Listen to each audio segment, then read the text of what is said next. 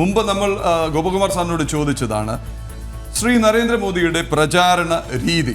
ശ്രീ നരേന്ദ്രമോദി കേരളത്തിൽ വന്നപ്പോൾ കേരളത്തിലെ പല വിഷയങ്ങളും സ്പെസിഫിക് ആയിട്ട് അഡ്രസ് ചെയ്യാൻ ശ്രമിച്ചു. കരുവന്നൂരിലെ സഹകരണ ബാങ്ക് തട്ടിപ്പ് വരെ, പാവങ്ങൾക്ക് കോടികൾ നഷ്ടപ്പെട്ടതുവരെ, ആ പണം നിങ്ങൾക്ക് തിരിച്ചു തരും എന്ന വ്യക്തമായ ഉറപ്പ് വരെ, അങ്ങനെ ഒരു മൈക്രോ ലെവലിൽ ആണോ ഗൗതം അദ്ദേഹത്തിൻ്റെ ഒരു പ്രചാരണ രീതി? വിവിധ സംസ്ഥാനങ്ങളിൽ വിവിധ ശൈലിയായിരുന്നു, അവസാനമായപ്പോൾ ശൈലി മാറി എന്നൊക്കെയുള്ള ഒരു വിമർശനം പോലും നാം കേട്ടു. ഗൗതം, ആ രീതിയിൽ തന്നെ വേണം വിലയിരുത്തേണ്ടത്. കാരണം BJPയുടെ ഇപ്പോഴത്തെ ഒരു സംഘടനാ വളർച്ചയ്ക്ക് തന്നെ ഏറ്റവും പ്രധാനപ്പെട്ട ഫാക്ടർ എന്ന് പറയുന്നത് നരേന്ദ്രമോദിയുടെ പ്രതിച്ഛായവും അദ്ദേഹം നടത്തുന്ന തെരഞ്ഞെടുപ്പ് പ്രചരണത്തിൻ്റെ ശൈലിയുമാണ്. നമുക്കറിയാം 1980 ഏപ്രിൽ 6-ന് ഈ BJP രൂപീകൃതമായ ശേഷം പിന്നീട് ഏതാണ്ട് 40 വർഷത്തിന് മുകളിൽ ഈ പാർട്ടിയുടെ സംഘടനാ സംവിധാനം നിലനിന്നിരുന്നത് മധ്യഭാരതത്തിലായിരുന്നു. പ്രത്യേകിച്ച് ഗുജറാത്ത്, അതോടൊപ്പം തന്നെ ഉത്തർപ്രദേശ്, രാജസ്ഥാൻ, മധ്യപ്രദേശ് തുടങ്ങിയ സംസ്ഥാനങ്ങൾ കേന്ദ്രീകരിച്ച് മാത്രം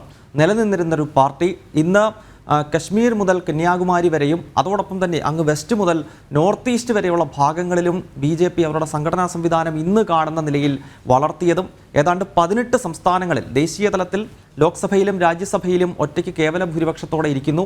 ഒപ്പം 18 സംസ്ഥാനങ്ങളിൽ അധികാരത്തിലെത്തിയതിൻ്റെ ഏറ്റവും പ്രധാനപ്പെട്ട ഫാക്ടർ എന്നത് പ്രധാനമന്ത്രി നരേന്ദ്രമോദിയുടെ പ്രചരണമാണ്. ഉദാഹരണത്തിനായി പറയുകയാണെങ്കിൽ നമ്മൾ ഉത്തരഭാരതത്തിലെയും സൗത്ത് ഇന്ത്യയിലെയും ഒക്കെ പ്രചരണം മാറ്റിവെച്ച് ഇപ്പം നോർത്ത് ഈസ്റ്റ് എടുത്ത് നോക്കിക്കഴിഞ്ഞാൽ തന്നെ നോർത്ത് ഈസ്റ്റിൽ സാധാരണയായി ഇതുവരെയുള്ള 14 പ്രധാനമന്ത്രിമാരുടെ ചരിത്രം നോക്കിക്കഴിഞ്ഞാൽ 13 പ്രധാനമന്ത്രിമാരും എന്തെങ്കിലുമൊക്കെ പ്രത്യേക ആവശ്യത്തിന് അല്ലെങ്കിൽ തെരഞ്ഞെടുപ്പ് പ്രചരണ കാലത്തെങ്ങാനും നോർത്ത് ഈസ്റ്റിലേക്ക് ഒന്ന് പോയാലായി. പക്ഷേ നരേന്ദ്രമോദിയെ സംബന്ധിച്ചിടത്തോളം അദ്ദേഹം 60-ലധികം തവണ ചെറു സംസ്ഥാനങ്ങളായ ലോക്സഭയിലേക്ക് കേവലം 25 സീറ്റുകൾ മാത്രം നൽകുന്ന ആ ഒരു മേഖല, മറ്റ് പ്രധാനമന്ത്രിമാർ അവിടേക്ക് തിരിഞ്ഞു നോക്കിയില്ല എങ്കിൽ നരേന്ദ്രമോദി തുടർച്ചയായി അവിടേക്ക് എത്തുന്നു. മാത്രമല്ല നമ്മൾ അവിടെ അദ്ദേഹം നടത്തുന്ന തെരഞ്ഞെടുപ്പ് ശൈലി അവിടുത്തെ ഏറ്റവും താഴെത്തട്ടിലെ ജനങ്ങളെ വരെ അഡ്രസ്സ് ചെയ്തുകൊണ്ട് അവരുടെ പ്രശ്നങ്ങൾ, അവിടുത്തെ ഗോത്രയാഥാർത്ഥ്യങ്ങൾ മനസ്സിലാക്കി സംസാരിക്കുന്നു. അവിടുത്തെ വസ്ത്രം ധരിച്ചുകൊണ്ട് അദ്ദേഹം നിൽക്കുന്നു.